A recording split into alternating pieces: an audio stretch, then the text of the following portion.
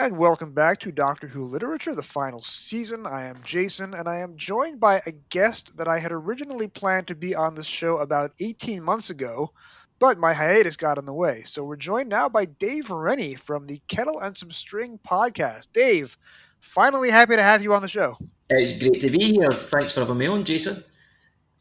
So I have done a couple of episodes of Kettle and Some String. You have. For the uninitiated, in the unlikely event that somebody in my audience does not know who you are, and that's virtually impossible, but just in case, tell us a little bit about the format of your show.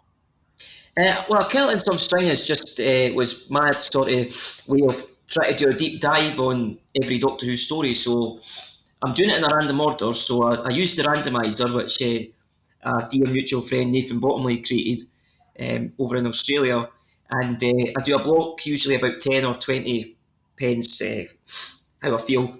And it'll just be completely random. They're the next 10 or the next 20 that I'll do, and I'll get a guest on, and then each episode we'll just do a deep dive on it. So we'll look at what happened behind the scenes, who's in it, and run through the story. And usually pick to death, all the plot holes, or try and figure out some of the things that don't make sense. And sort of celebrate Doctor Who, though. I try not to be too critical, and other people can do that.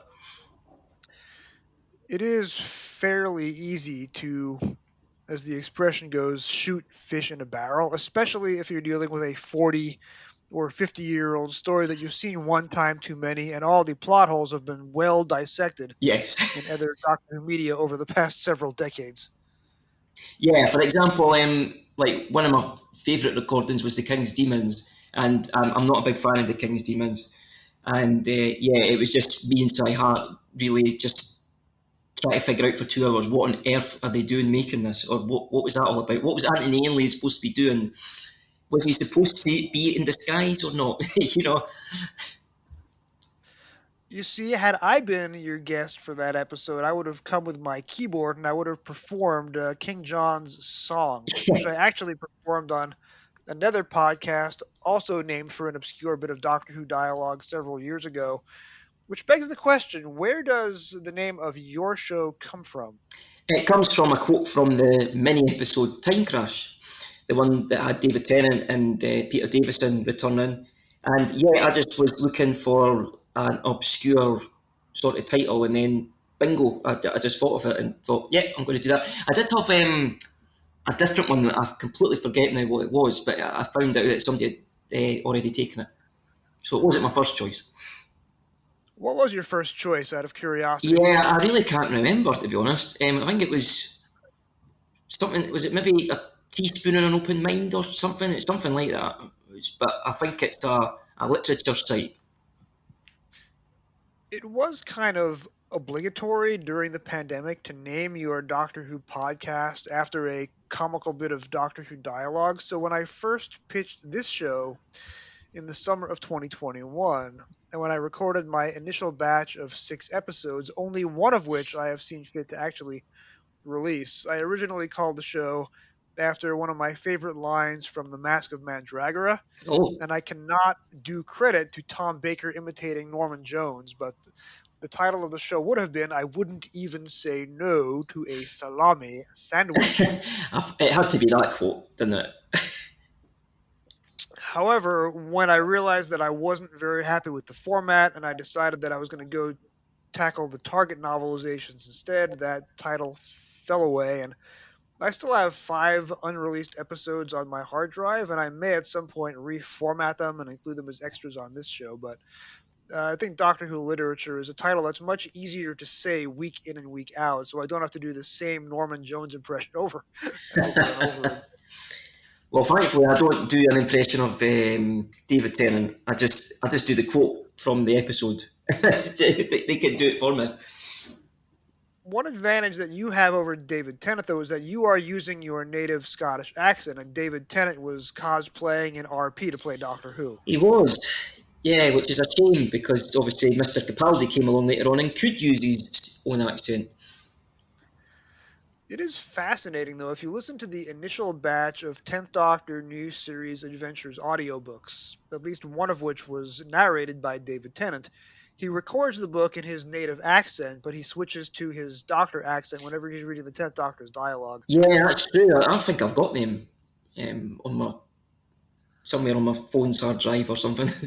Sure, that definitely rings a bell. That I remember that.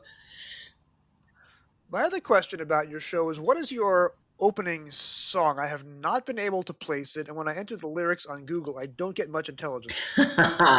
Well, the truth is that it's a made-up song. I used a piece of software where it just had random sort of notes and clicks and random song lyrics, and I don't. But none of it is copyrighted. So I just was playing about with it, and I just made this thing together. I know it literally doesn't make any sense in terms of being linked to Doctor Who, but I just like the words that I created and just thought, that'll do. I like that idea. Maybe I should do that for Doctor Who literature. I did use Dudley Simpson music before my hiatus, but given the number of copyright strikes that I am getting on Spotify and YouTube, even for the trailers for the Direction Point network, where people have different versions of the Doctor Who theme song playing in the background of their trailer, those were getting me copyright strikes. So maybe a bespoke song created through computer keystrokes is the way to go. Yeah, I've heard a lot of people having that problem, but who knows? I mean, I wouldn't put it past that I'll get a copyright thing in a couple of weeks or something from, I'd done that lyric for that program site that was not, so, but thankfully, touch wood, it's not happened yet. Jim Sangster told me that one of my YouTube episodes was challenged because I use the TARDIS dematerialization sound when I'm transitioning from one segment of the show to the other, and some band actually filed a copyright claim off the TARDIS dematerialization sound. Oh dear, I mean, some folk have just I've got too much time on their hands, right? I mean, I think what's it that, because it's obviously on a lot of podcasts you hear like little snippets of audio. I think are you allowed something like 10 to 20 seconds or something before it's then copyright? Depends on your jurisdiction and how they interpret fair use. The last time I got a copyright strike on Spotify, it was for the background music played in the audio clip that I sampled from the episode I was covering. So I returned the challenge with a fair use. They don't allow you to, on Spotify, to do a narrative description of why you disagree. There's only a series of buttons you can check off. So I checked off the fair use button and I submitted the answer to the challenge. And as far as I know, the episode didn't get struck, so maybe that did the trick. But YouTube is a little more opaque. Oh, okay. Mm. So I have been on your show twice. I covered Tomb of the Cybermen, which is a Second Doctor classic that has had wildly varying different bits of fan reputation over the years, from dizzying highs to terrifying lows. And then the last time that I was on your show, I covered a Fifth Doctor story with a uniformly low reputation, Terminus, which I happen to be fond of, well, parts of it anyway. When I went back and I listened to that episode in my podcast app a few months ago, I realized that I was talking way too darn much. So my plan for this episode is to let you return the favor and talk as much as you want, and I will try and say little as possible. But since this is your first time here, could you give us your Doctor Who origin story? Where did Doctor Who fit in? When did you discover it, either as a child or as an adult? My introduction to Doctor Who was Sylvester McCoy's time on the show. My earliest memory is part one of Paradise Towers, and it's specifically the bit where the TARDIS lands. They come out the TARDIS, and then he kicks a box, and there's a rat underneath, and then he tips his hat to the robot, and Mel says, "No, Doctor." And that, for some reason, that bit always stuck with me. But so I watched it as a kid with Sylvester McCoy's. I remember bits of season 25. So I remember the chief clown running through the circus, and I think it was another one. I think it was maybe Sylvan Ems, I can't remember. But the season I remember was 89, was the season 26. I don't remember anything in the Battlefield at all, so whether I missed it or not, I don't know. But I did see it a couple of years later on. There was a repeat here in the UK. But Ghostlight, Curse of Fenric, Survival, very vivid memories of that, especially Curse of Fenric, because the Curse of Fenric absolutely terrified me. from the music to the eyes to the bit where the guy's eyes open under the sea. It absolutely terrified me, and I always remembered that story. But yeah, that's how I really got into it. I was going to say, you can be forgiven for missing Battlefield because based on the ratings, everybody missed Battlefield on its initial airing. Yeah, it didn't do very well, did it? But it's fun. I wish I'd remembered it, but no, it was Kirsty Fenrick that really scared the pants out of me. Even when I got the tape of it years later, I was shaking. I was only still about 10, 12 years old, shaking, putting the VHS into the machine because I could remember how much an effect it had on me when it was originally on. But it is a bit scary story for a 7-year-old, right? See, I discovered Doctor Who. I'm a few years older than you, so I discovered Doctor Who a couple of years earlier on the calendar, and I was a couple of years older when I discovered the show. The bit that scared me the most was Warriors of the Deep when the Sea Devil's eyes melt out because of the hexachromite gas. I found that very Oh, okay. disturbing. And I had a phobia towards runny egg yolks after that because it's the same basic effect. Uh, I don't think you'll find too many fans today who count Warriors of the Deep as a scary story. I have yet to meet a Doctor Who fan in the wild who was hiding behind the sofa from the Merca, for example. Yeah, the marker. So you watched Doctor Who at the end. You came in pretty much for the final two seasons, and you were very young. Yeah, Were you around in the wilderness years to collect the new adventures or the missing adventures? Were you watching the TV movie when it broadcast in 1996? I was. I So Doctor Who's ended, and then about a year or two later, my best friend growing up randomly had a copy of the Five Doctors, and I thought, oh, I remember Doctor Who. That was the one that scared me and all that. And I must have borrowed it from him about 20 times, and seen these Doctors I'd never seen before. And then I started to get interested again, let's just say. So I went to Woolworths with my mum, which is a shop here that's no longer existing, and there was a big pile of tapes, of Doctor Who tapes. And the one I picked for the first one was Caves of Androzani, which, little did I know, is the best story, in my opinion, Doctor Who's ever done. And absolutely loved it. The next one was the Twin Dilemma, which I also really like. Though I didn't know at the time that like that was the best and the worst according to fan polls. But what do fan polls know? And then it just kicked off from there. So I collected the tapes. I got them for Christmases, birthdays, and so on. And then the TV movie happened. Um, I did collect some of the books. I don't have them anymore, unfortunately. But I did collect some of the missing adventures, like Managra, Goth Opera, the first couple, I think. I didn't really read many of the new adventures. I think I read Blood Harvest, and maybe Blood Heat. But yeah, I never really got into them. But yeah, I was a fan until it came back, and yeah, it was. I think for all of us, wasn't it? It was a sort of at school. Oh, you watched that Doctor Who, and that was that old show that was had creaky sets and that. Oh, that's and you got abuse for it. But then it was there. You go. Told you it was the best show in the world. When the new series comes back, or I should say when the new series premieres in 2005, were you watching from the very beginning? Oh yes, yeah.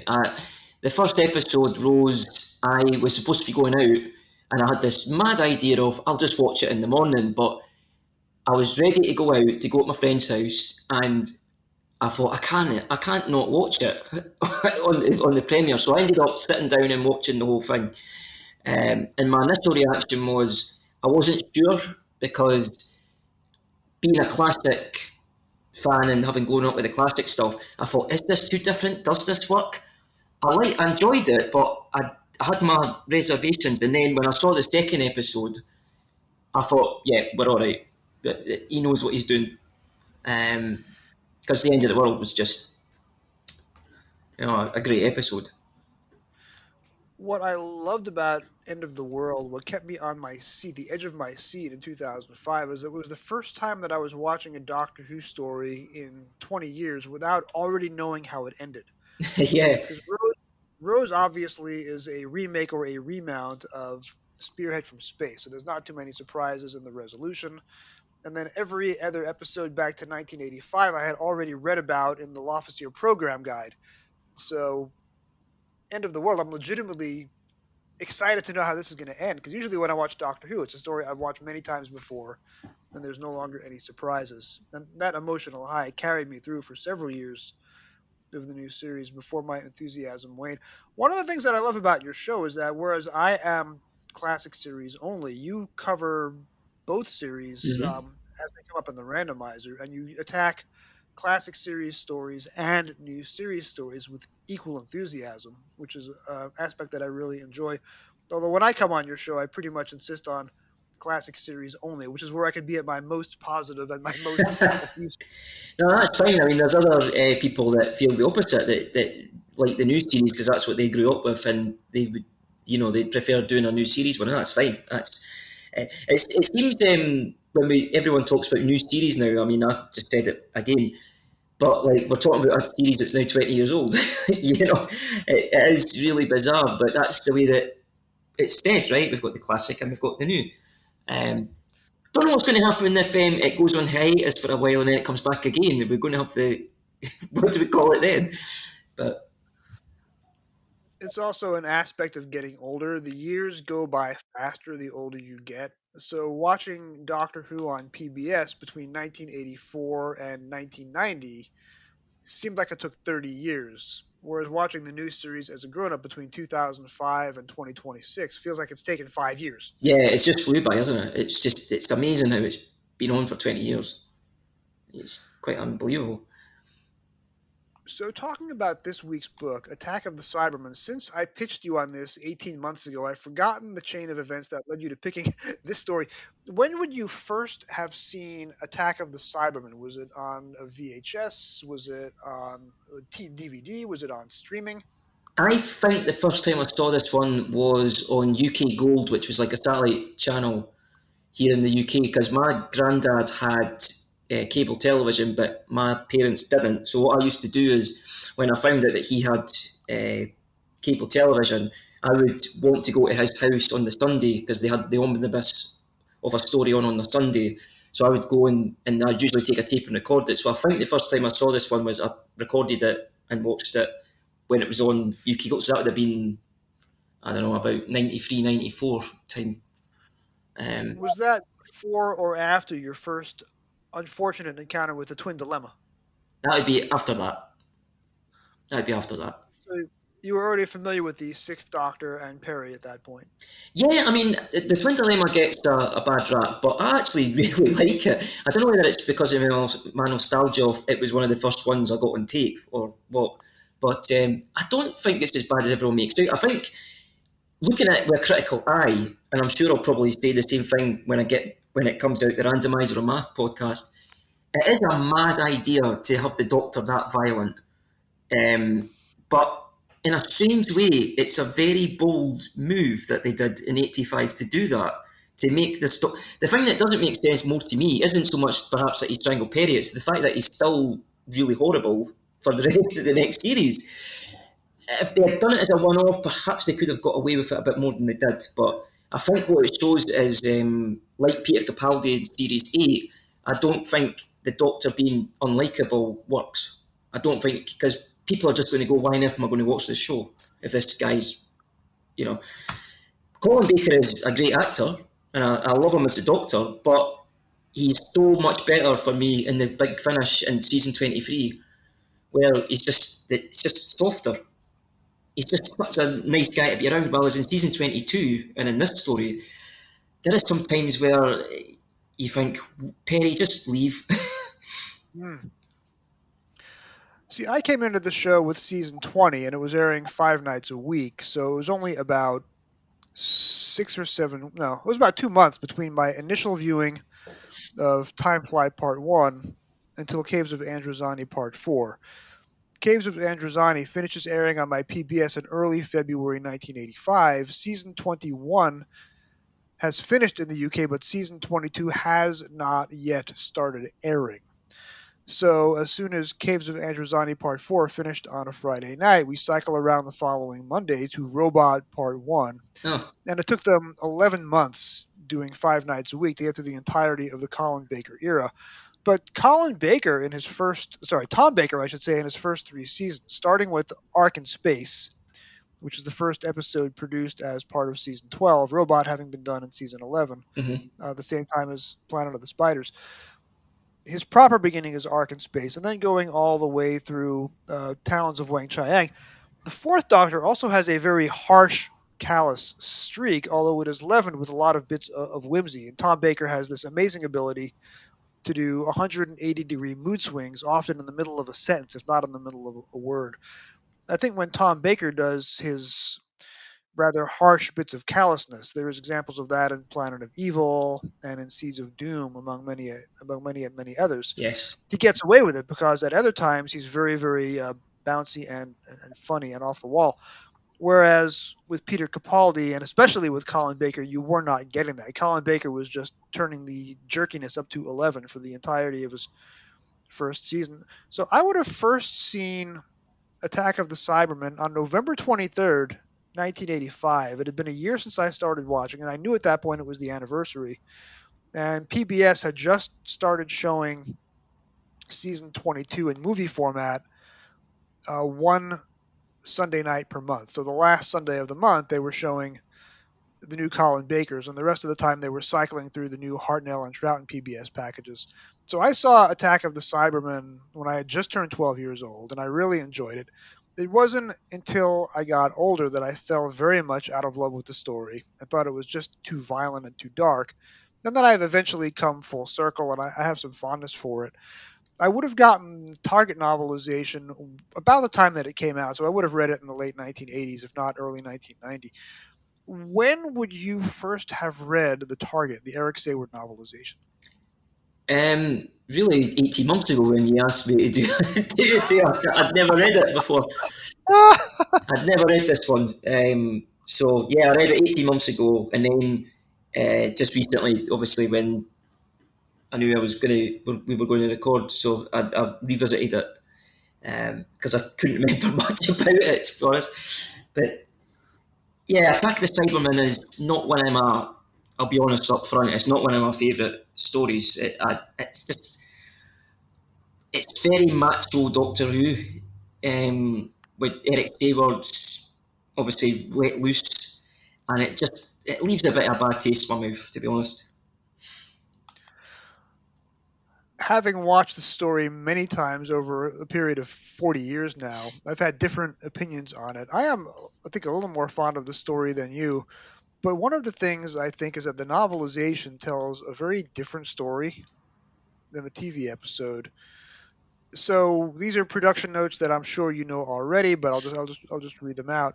This was the second episode directed by Matthew Robinson, who the season Mm-hmm. before had directed another Eric Sayward script, Resurrection of the Daleks. And Matthew Thankfully, we're not, Robinson, sorry. Thankfully, we're not doing the novelisation of that. I'll I've heard that one is yeah.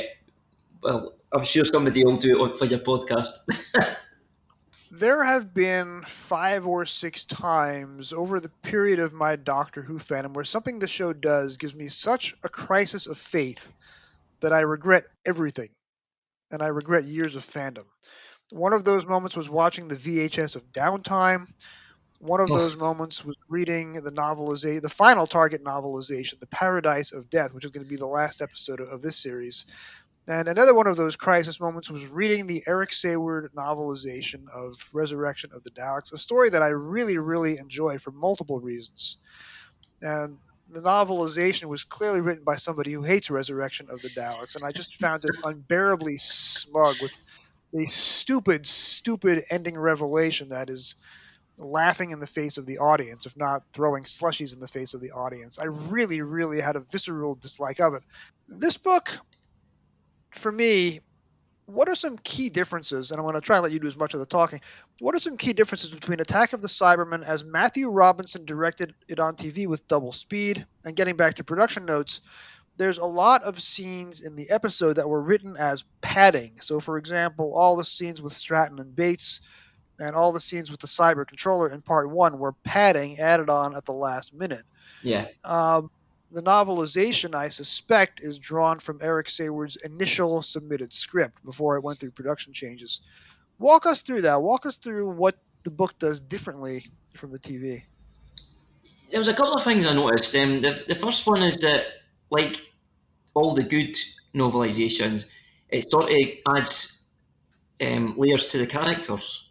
So, for example, Charlie Griffith in the TV version is just, Litton's muscle, really, and is a bit of comic relief. But in this story, in the novelisation, you find out all these additional things, like that his mum's a member of Neighbourhood Watch, which I thought was considering he's a criminal, and he stays at home with his mum, and he's been robbing the same department store, and he really does, and you get inside his head a wee bit because he doesn't know why Litton picked him to be like muscle for him. He has no idea. And then just one thing that struck me was near the beginning, he said that he saw a guy running after a bus and thinks, oh, it'll be a good day because I've just seen an act of kindness. Um, it was just little things like that, whereas in the TV version, you don't get that nuance for me. Um, the novelisations allow the writer to expand and maybe. Because one of my criticisms of the new series is that it always, if they're cutting things, I'll find it's the character stuff because they just know at the time. And some of the stuff that they cut out is the best bits. It's what I call Lime Grove D syndrome. When Doctor Who was shooting in Little Lime Grove D for most of the 1960s, you have limited number of sets, and you cannot have Patrick Troughton or William Hartnell in every single scene because it's a 75-minute recording, and it's all shot in one night, live to tape, with a few breaks to move sets around. So you need to have lengthy scenes. I'm talking 3 or 4 minute scenes, which are tertiary characters talking to each other.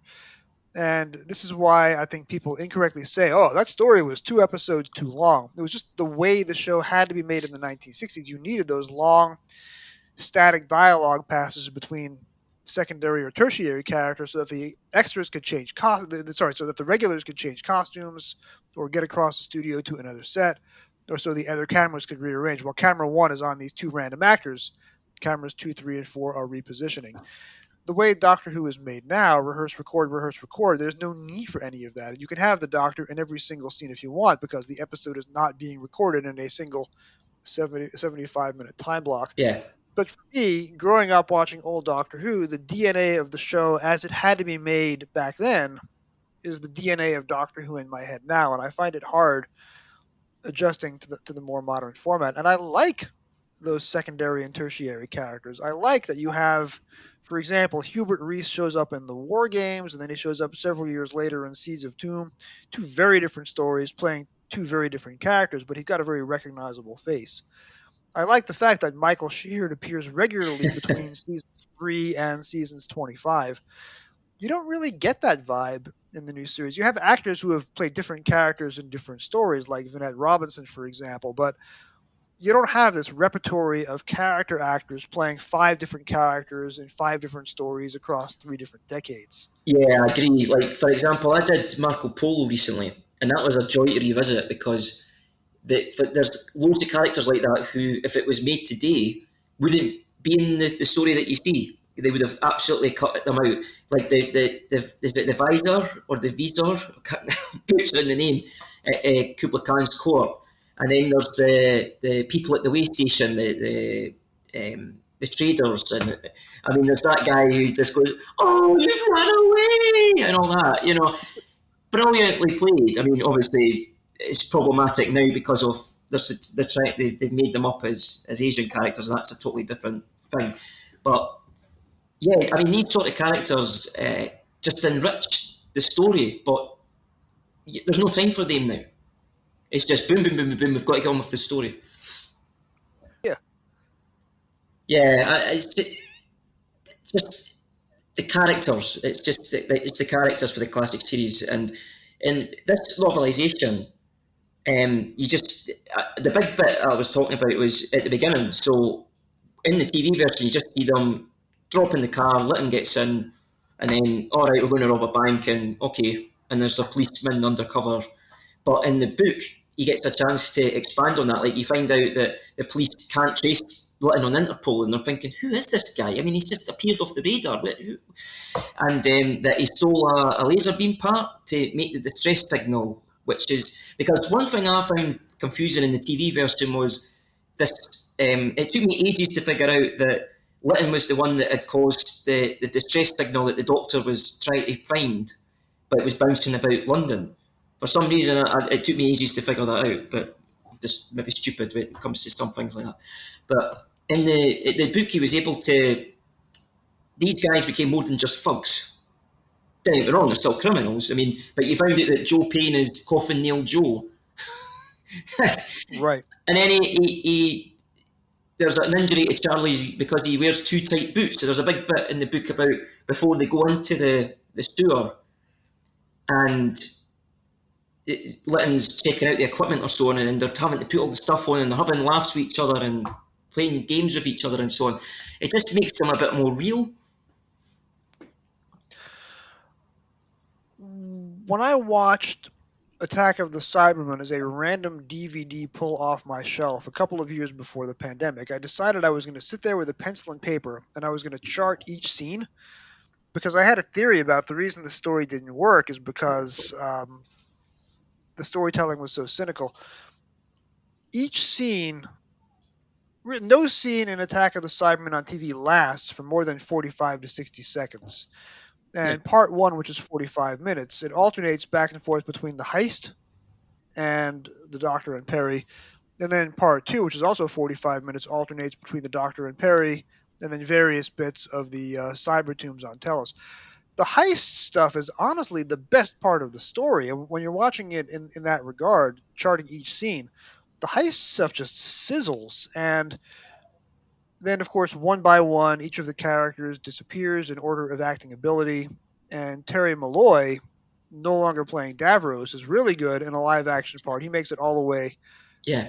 to the part one cliffhanger. And for a moment, he's actually the audience identification figure. And then in part two, it becomes Brian Glover as Griffith saying time traveling inside of an organ makes him the audience identification figure. And unfortunately, Eric Sayward was very unsentimental about what happened to his supporting characters. Oh, yes.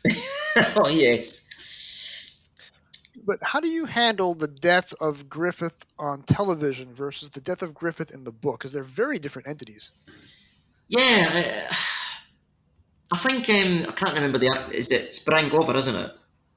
Brian Glover from Alien 3. He played the prison governor in Yeah. the first half of Alien I mean, 3. he's very good. I mean, it is a good cast. I just found in the book he was a more rounded character, really. I mean, he's deaf, and when he sees Litton getting taken away, and he's like, oh, he just had a bit more of a feeling to him. Whereas in the TV version, he was a bit more a comedy figure. That, oh, this is just a stupid muscle that doesn't understand anything. He gives a bit more background to the death of Russell as well at the end of part one. I mean, one thing I will say about this novelisation is Derek Sayward, as we know, seems to like violence or writing about violence because he is extremely detailed in some aspects of that. And with the death of Russell, for example, I'm sure he says that the Cyberman punches him in the neck and breaks his spinal cord completely, and then he just slithers to the ground or something. He's not very subtle. He'll just say. I mean, I remember Eric Sayward in is it the I can't remember the name of it. It was a 30th anniversary documentary. Was that Kevin Davies, 30 Years in the TARDIS? It wasn't the 30 Years in the TARDIS one. No, it was another one. But he says in that, there's a quote I always remember, and he says something like, I don't think you should be gratuitous, but if you have violence, I think you should show that it hurts. he does not pull any punches when it comes to violence. Hence, it's very violent, season 22 in particular.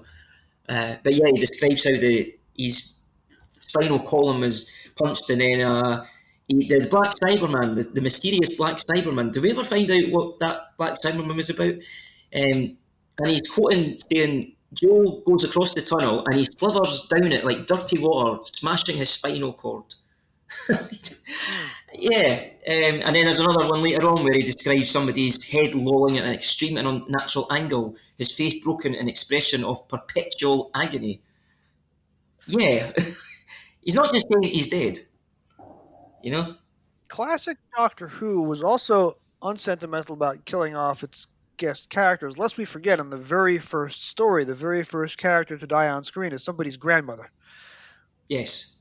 And Yes. when I was 11 years old, this is going to sound awful. I was attracted to the high body count in Doctor Who because it shows that these adventures have consequences and the Daleks are terrible. Whereas I was 11 years old. Before that, I'm watching cartoons where everybody cries but nobody dies. Oh yeah, I was the same. I loved Resurrection of the Daleks when I first got the video. And even though it's what is it? Is it more deaths than Alien or something, or Terminator? It's been quoted as. Um, but as an adult, perhaps looking at it, I mean, I'm not a dad or a father, but I can imagine. I don't know. Like when you're an adult and you watch something like that again, your mindset changes a bit, and you're like, I kind of maybe see why people think this was a bit over the top. I mean, for me, the death needs to matter. There needs to be some poignancy to the death. Obviously, there's cannon fodder. Anyone who dies in part one of a four-part Doctor Who story is cannon fodder. Yeah. Anybody who dies in part three or part four, for example, the best example would be Michael Sheard's character in Pyramids of Mars. He dies in a tragic way, trying to reconnect with his dead brother, and the Doctor and Sarah have a discussion over why aren't you stopping to mourn his death. That's kind of a great scene, and we are deprived of that in Attack of the Cybermen. Getting back to Alien, so Alien has a cast of 6 humans, 1 android, and 1 alien. Hmm. The android has a death scene, although he then returns in Alien Romulus. Spoiler alert. The alien is impliedly killed, but then it turns out no, the alien didn't die, and an Alien Romulus has a whole other set of adventures before that movie begins. Yeah. Everyone who dies in Alien gets a memorable exit because the creature is stalking the cast of the Nostromo one by one. There is an additional scene in the special edition of Ridley Scott's Alien where you find out what happens to Harry Dean Stanton and the great Tom Skerritt after their characters disappear.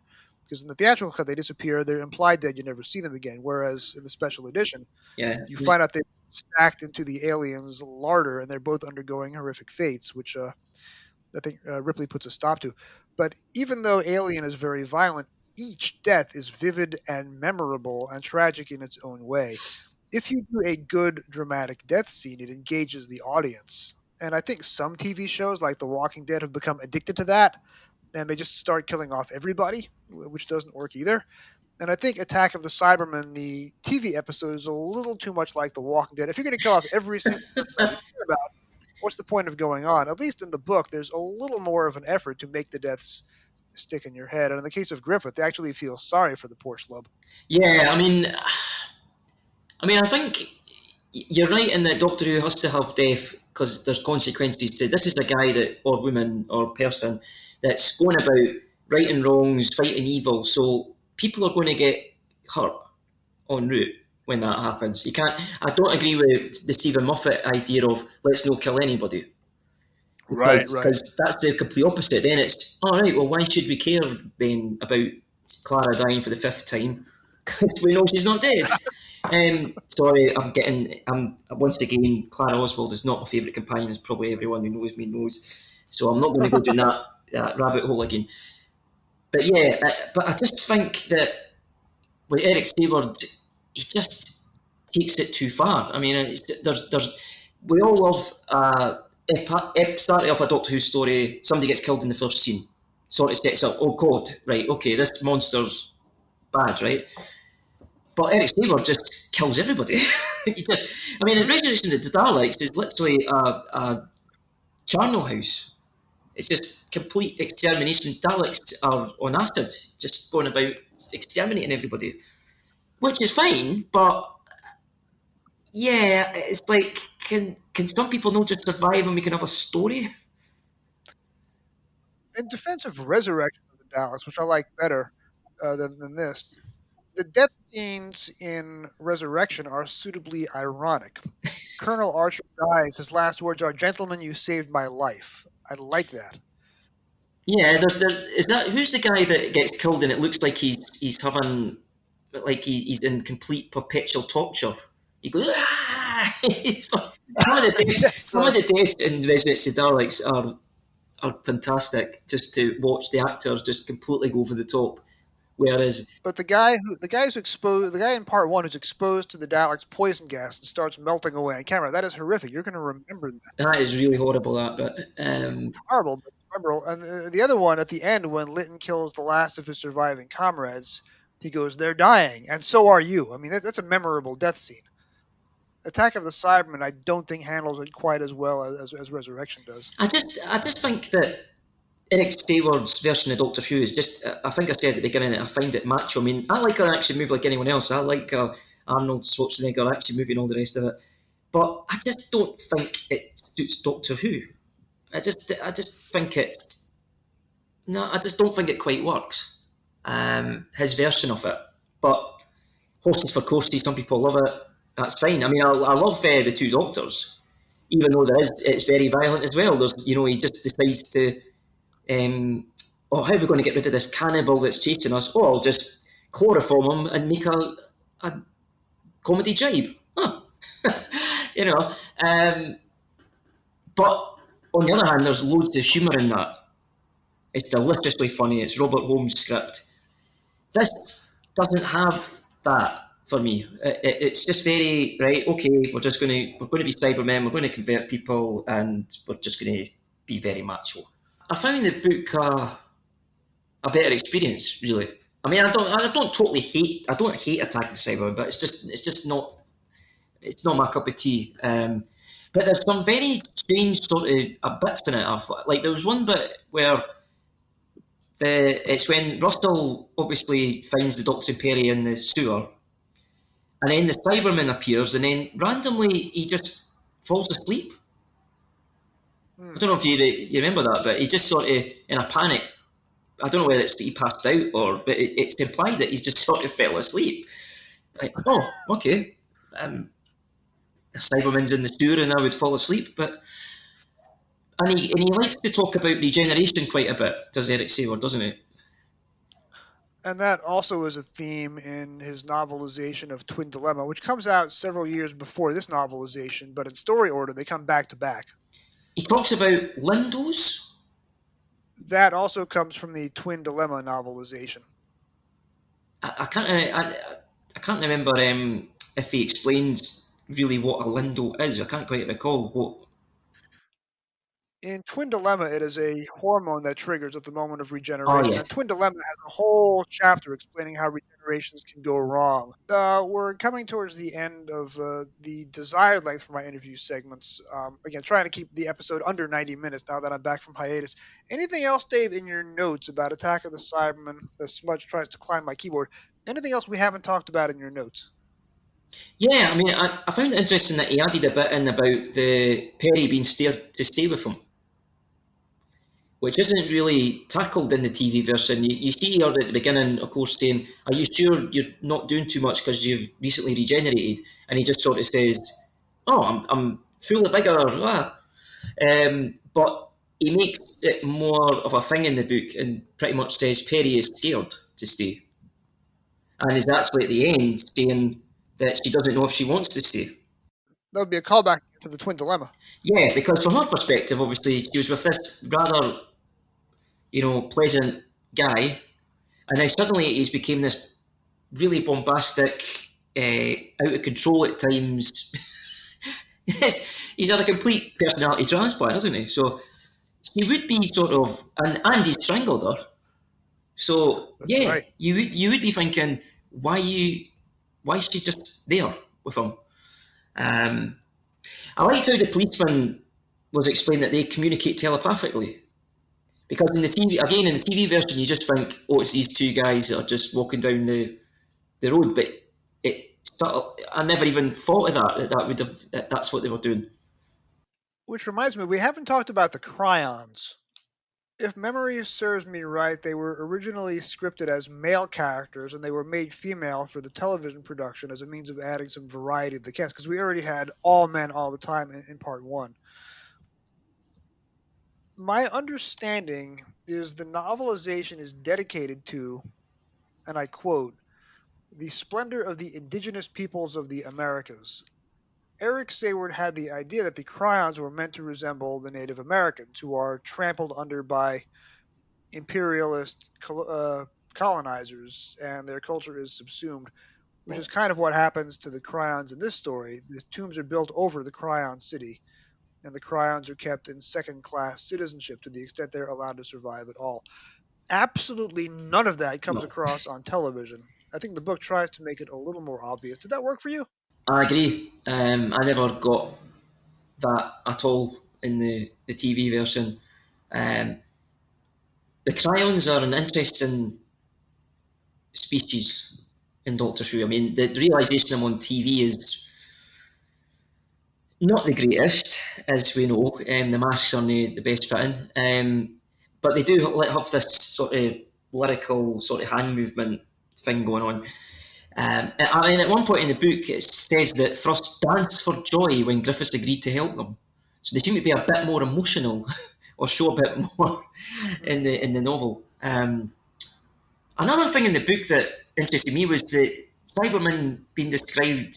I didn't get the impression that Eric Saylor totally understood the original Cybermen because he described them as having counsellors and guards. This would have been, of course, Ian Levine would have been influencing him Yeah, allegedly when he was doing the script, but the novelization, I don't think Ian Levine has any part to play in the novelization. So Sayward is probably going off rapidly deteriorating memories of what Ian Levine told him 4 or 5 years earlier. yeah, because these Cybermen have got counsellors. I mean, a Cyberman needing a counsellor. He's got hands on hips at one point, obviously harking back to Revenge. Um, the Cybermen, we know that the 80s Cybermen are a bit more emotional, full stop, really. I mean, he calls Litton a fool at one point, the cyber leader. And they're pretty sadistic when they're killing Flash in both versions, where Right. they just chuck her outside to burn to death, essentially, Which is pretty horrific. which is horrific, yeah. But does a Cyberman really need to do that? Would a Cyberman, proper Cyberman, really do that? I don't think so. I think they would have just killed her. When we first meet the Cybermen in the 1960s, all they want to do is convert everybody to their race so they can keep their numbers up. So Yeah, or convert her, yeah. become ruthless killers is not really the original Cyberman way that Ian Levine might have told Eric Sayward about. And Michael Kilgariff comes back to the show for the first time in almost 20 years. You and I talked about him in the Kettle and Some String episode about Tomb of the Cybermen. He comes back to play the controller in a different costume, and this time he's allowed to read his own lines of dialogue, but because of the suit, whatever he's saying is basically unintelligible unless you happen to Yeah, have closed captioning on the DVD. it's not the best realisation. I wish they had stuck to having, but they couldn't really go back to the original voice that he had because now the Cybermen don't sound like that. Right. So I don't know, but yeah, it didn't quite work for me. And yeah, he describes cyberization, and he calls them a egalitarian society. Right. I just I just thought this isn't the Cyberman, Eric. Is really what I was thinking reading this. Some very curious turns of phrases. But I think we both agree this is a better book than it is a television story. Yeah, oh yeah. It's got more layers to it. I did like as well the Doctor still going on from Twin Dilemma. There's bits in the book where he can't remember the policeman, which of course, yeah. Why is he not thinking? He finds out later on it's Litton in the TV version, and he's very surprised. But he's just seen these two policemen and just handcuff one of them to the railing, and he's not clicked. Oh, but did he meet the policeman in the first in Resurrection? I can't remember. It's a bit jarring because it is discontinuous. And yeah, I don't think Peter Davison ever meets the policeman in Resurrection. I didn't think so, but yeah. So he explain in the book. It says that he can't remember the policeman, and that his brain is scrambled after his regeneration. Which is just a bit of an odd turn of phrase, but um, and another interesting thing that leapt out at me was when he said that he remembers Adric when he sees the Cybermen, of course, harking back to Earthshock. But he Right. also says that the Doctor hates them more than the Daleks, which I guess perhaps at this point in his timeline he would. This may be Eric Sayward commenting on how he didn't like the Dalek story that he wrote, but he did like the Cyberman story that he wrote. Maybe that's the author editorializing. Yeah, I mean, he's the, another bit in the book. I just wanted to bring up was this clunky scene that we've got in the TV version at the beginning of part two, where of course it's the plot, and we find out about Halley's comet, and they're wanting to change history, and it's like an info dump of the 10th planet. I found it still was quite clunky in the book. I mean, Lytton says the Time Lords will destroy the Doctor if he interfered in the laws of time. Right. I don't think he would destroy them. I think they would stop him. Also, Haley's comment was in the sky when the story was first broadcast. The book comes out 3 or 4 years later, and it's faded from people's memory. Yeah, I just find that that scene just never seems to. It's a difficult one that because you get this in Doctor Who a lot where there's just a scene which is an info dump and it's hard to make it interesting. And in this case, it's the four of them or five of them are in a room, and the Doctor just gets told what's going on. Which is a problem that the new series will have with Jodie Whittaker in season finales, two of which contrive her to stand in front of a green screen for 25 minutes while people mansplain at her. Yeah, it's a tricky one because I can understand that they think, how are we going to do this in an interesting way? It's hard to really, if you were a filmmaker, like how can we make this? But yeah, this one unfortunately is in the room and Perry saying, what does that mean, Doctor? And yeah, it gets that's Ian Levine all over that scene. Right. It's fascinated him, but he wasn't aware that it was not going to fascinate most of the viewing audience. And this story opened to high ratings, but by the end of season 22, I believe half the audience had gone away. Yeah, which it's an interesting season, as I say. It's not one of my favourites, but for example, I'll always defend Paul Darrow and Time Lash. I think that's seriously underrated. Revelation's good. Mark Durrani's good. I just think perhaps the Doctor just not quite been at the stage yet of being very, very likeable as he would be later on. Yeah, Colin Baker was working to the Mr. Darcy plan. He thought he would have 4 or Yeah, 5 years to play the role. He didn't realize he was only going to get one season, one stray episode, a long hiatus, and then a half season trial of a Time Lord. yeah. I mean, you see him in the Mysterious Planet, and the difference is he is so nice and so he's such he's a different character almost in season 23.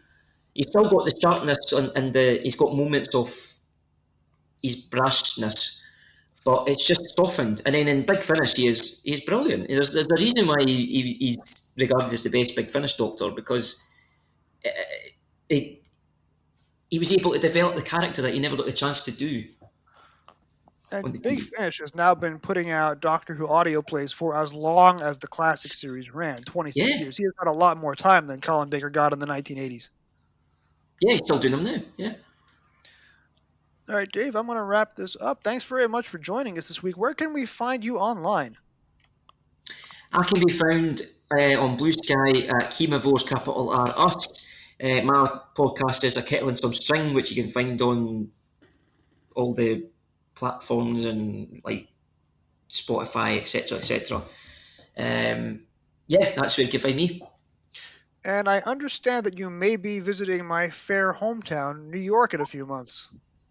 Yes, the national team, the Scottish national team, has of course qualified for the World Cup for the first time in 30 odd years. So we're going to be in Northeast America, in your neck of the woods. So I'll be in New York for a couple of days and then going on to Boston for the first couple of matches. Hopefully I can get a ticket, but my bank balance is already screaming that it's very expensive. But yeah, so yeah, I'll be in your neck of the woods. If we meet up, I will perform for you my impression of the Empire State Building tour guide from The Chase, one of my favorite Doctor Who impressions. I'm looking forward to that. One of the few accents that I can convincingly pull off because it happens to be my own. Your own accent, yeah. All right, Dave, thank you so much for joining us, and I look forward to my next appearance on kettle and some string without spoilers will be another classic series story of the monochrome variety. Yes, it will be. I'll keep my powder dry what it is, but yeah, coming soon. I will have plenty to say on that. And Dave, have a great night. I will hopefully see you in real life very soon. Yeah, and to meet you as well. Thanks for having me. What are you doing? Something I should have done a long time ago. Repair the chameleon circuit. What? The TARDIS, when working properly, is capable of many amazing things. Not unlike myself. One of its functions is that it can change shape to blend perfectly with its surrounding environment. I see. Not yet, you don't. I wonder why I didn't do it before. Look, Doctor, do you really think you're up to this? I mean, you've only recently regenerated, and yet you've undertaken so much work. Well, what I really mean to say is you still seem a little unstable. Unstable? Unstable? Unstable? This is me, Perry. At this very moment, I am as stable as you will ever see me. You must forget how I used to be. I'm a Time Lord. A man of science, temperament, and passion. And a very loud voice. Yes. Yes, that too. But not unstable. This is the real me, Perry. But don't be afraid. I won't hurt you. I promise. Doctor Who, Attack of the Cybermen. Written by Eric Sayward. Televised as Attack of the Cybermen. Teleplay by...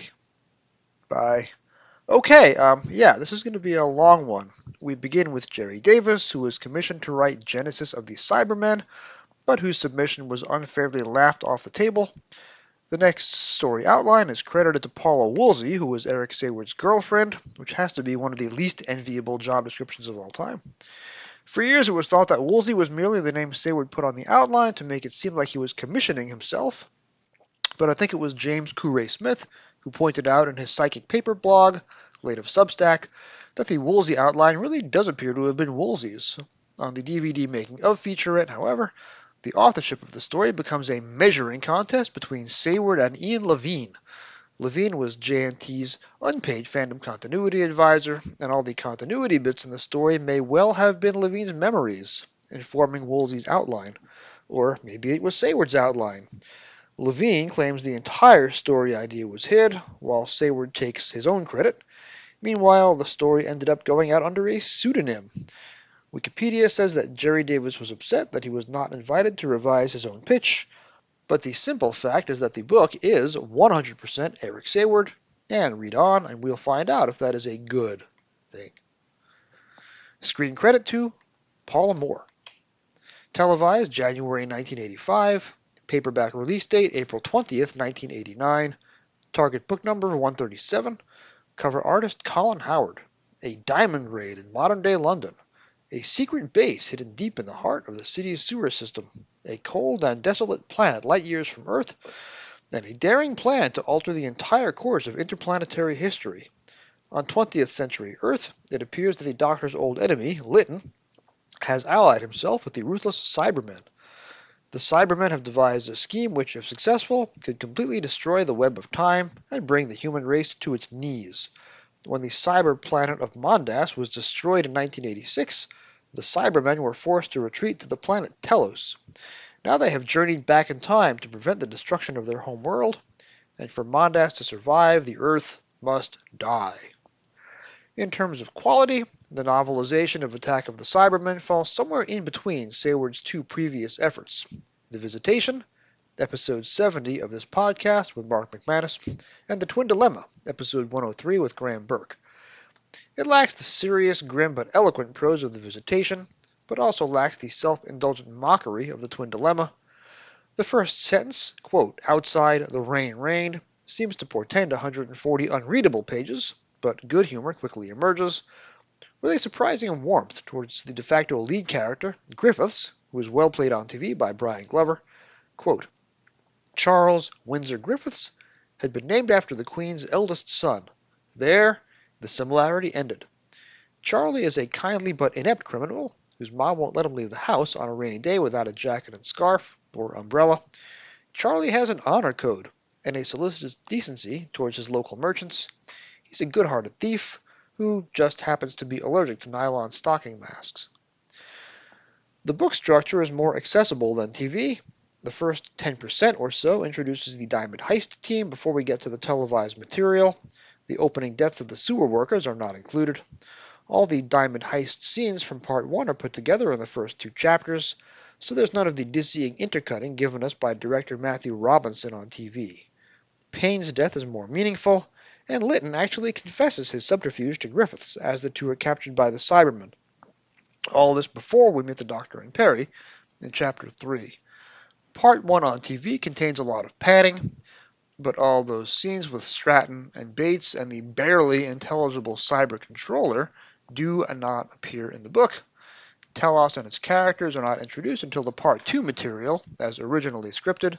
The controller doesn't appear until Chapter 9 out of 10, and only has 2 scenes proper. Sayward, on the DVD making of, complained about having to add the controller at all, which is almost certainly an unsubtle dig at Ian Levine. There's probably a happy medium between the controller's endless padding scenes on TV and his minimal cameo in the book, but this is Sayward's story to tell, we think, and this is the choice he made. Less successful in terms of plot restructuring is that everything we know about Stratton and Bates is crammed into their first appearance, allowing for no narrative twists, such as the dramatic TV reveal of their Cybermen arms. In Sayward's hands, the Sixth Doctor reflects on all his errors of judgment, which proved fatal to secondary characters. He laments about how his headstrong actions got Russell killed. Perry has an inner monologue about the Doctor's reaction to Lytton's death, and similar to how she closed out the Twin Dilemma book, expresses serious reservations about this new Doctor's personality and how he's going to treat her going forward. While there's not much Douglas Adams humor, as in the Twin Dilemma book, there is levity in the narrative, even though the TV story is grim and unsentimental. Totter's Yard, though not identified as such in Chapter 4, looks as though, quote, a whirlwind after a mad dash through the department stores of the world had tired of its hoard and abandoned it. As the Doctor flags in his search of the London sewers, his torch, like his inspiration, was beginning to fade.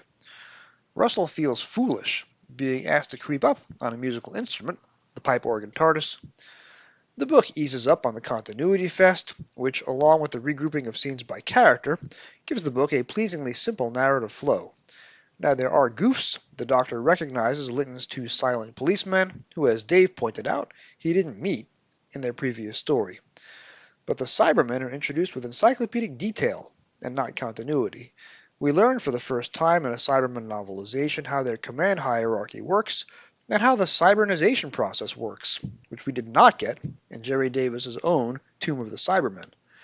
In a strong passage, the Doctor reflects on why he so hates the Cybermen, more so even than the Daleks. Quote, where Cybermen had passed, there was always total destruction, never the briefest moment of compassion shown, simply death and annihilation. Sayward weaves the Cryons as Native Americans theme into the text in a manner absent from TV. The Doctor's tracking skills are likened to, quote, the tradition of a Cheyenne or Apache scout. The Cryons refer to themselves as a nation, and they compose death laments. Surprisingly, Sayward does not revert back to his draft script and make the Cryons male. We know from the DVD making of that the Cryons only became women at the director's insistence, and that Sayward got off a characteristic vile and misogynist joke about women having opposed the switch in the first place. Characters who die brutally and unsentimentally on TV, even audience identification characters like Russell and Griffiths, get their dues in the book. Payne is given an almost sweet eulogy, to whose crumpled body the Doctor pays, quote, silent respect. The Doctor recalls Adric's death for the 3rd novelization in a row, in story order. At Russell's death, Perry, quote, continued to sob and sob, but all the tears in the world could not bring the policeman back to life. Even Lytton seems to merit the sympathy I didn't find for him on TV. When he mocks poor Griffiths for the umpteenth time, it's, quote, from habit rather than with real contempt. Charlie is given the most dignity of anyone else in the book. His head reeling from learning about time travel, he vowed to, quote, hang on to his own little world, however banal it might appear to others. Now Sayward, as to be expected, writes a grim and violent action sequence. There's a scary moment where Perry, alone in the freezing cyber tombs, hears an inner voice telling her to just fall asleep. She actually does so, unlike on TV, and is awoken to safety only by accident. One gets the sense that Sayward would have killed everybody in the story, if he could. Two soon-to-die characters are followed by shadows like, quote, sinister, mocking specters waiting to witness death, which they are. The biggest key to why the Attack of the Cybermen novelization is superior to the TV original is how it handles Griffith's death. On TV, Griffiths dies, then the camera quickly cuts away, with no one ever mentioning him again, not even the Doctor and Perry, who'd brought him to Telos in the first place. But the book, unlike Matthew Robinson's camera, goes back in for a last look at Griffith's smoldering corpse, telling us that he died in style, with £2 million worth of uncut gems in his pocket and a smile on his face. That doesn't excuse the body count, but it does bring the book full circle, and makes Griffiths one of the more memorable POV characters in a Target novelization. Look, don't worry. Earth survived with minimal damage is an historical fact. Yes, it's now become part of the web of time in the same way that the Cryons were destroyed. I'm not interested in the Cryons. There's compassion for you. I didn't mean it like that. I'm confused. So am I. I mean, how can a planet travel around? Off its orbit. Mondas had a propulsion unit, tribute to cyber engineering. Though why they should want to push a planet through space, I've no idea. We are still finding undamaged specimens in hibernation. But not enough to justify the heavy casualty rates sustained by our resuscitation teams. Cease reactivation. Umbrella. And order the rogue destroyed. We had an agreement. The woman is unharmed. Telos is cold. She must have warmer clothing. What do we talk about when we don't talk about Doctor Who? Doctor Who bookshelves. You've heard me tell the story before, both here and on Trap 1, but after I started buying Target novelizations in 1985, my salary for babysitting my kid sister after school was 2 books every 2 weeks, and a third book if I watched her on a Saturday night if my parents went out.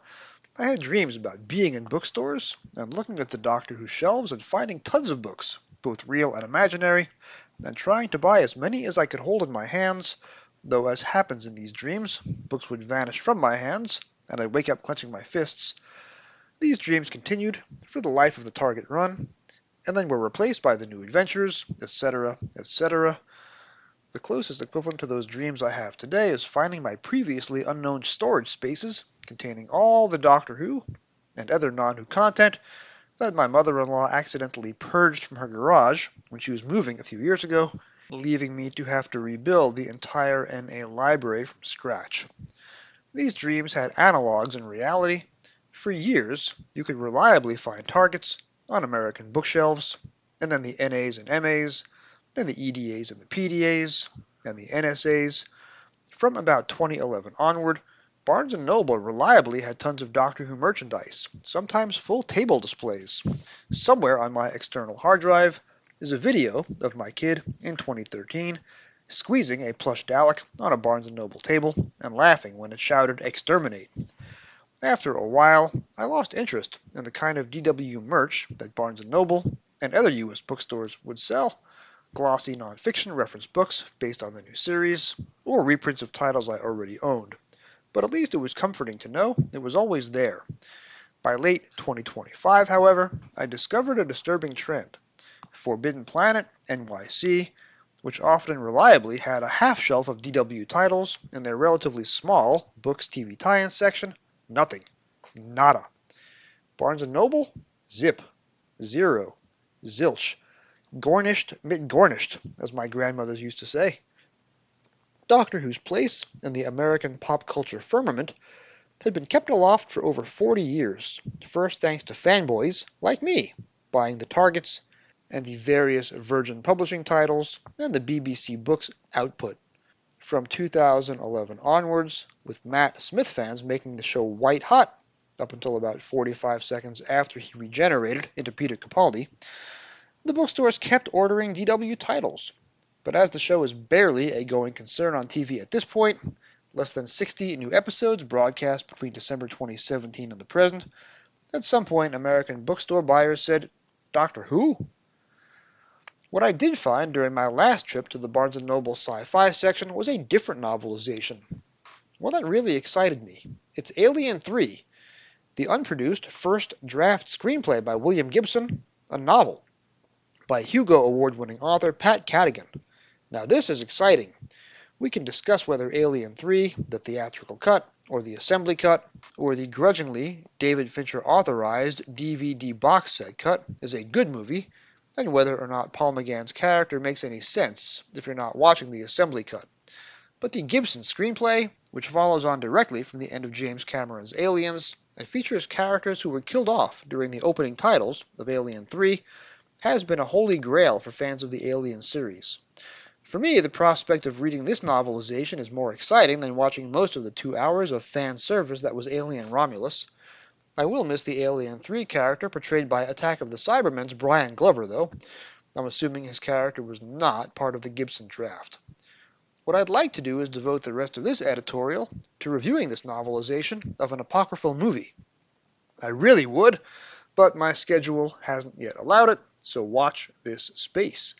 For the moment, though, if Doctor Who fans want to buy something off American booksellers' shelves, it can't be Doctor Who right now, and if you don't have enough Star Wars and Star Trek titles to keep you busy, then the Alien 3 unproduced first draft screenplay novelization may be very much what the Doctor ordered. With that being said, we'll see you in 2 weeks, as, speaking of novelizations of apocryphal stories, we approach for the first time the Lost Season 23 books.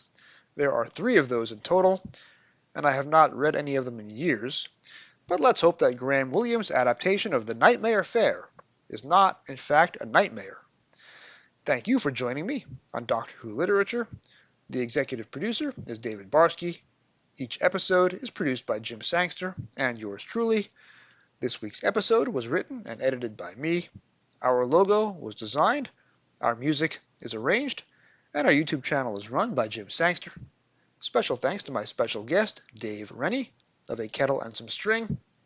This podcast can be found on your podcast app of choice, with all past episodes at creators.spotify.com/pod/show/Doctor Who Lit. It really helps if you rate 5 stars and subscribe. You can find me on Blue Sky and YouTube at Doctor Who Novels, that's Dr. Who Novels, and on email at Doctor Who Literature, that's drwholiterature@gmail.com. Thank you for listening, and whatever you do, keep turning the pages.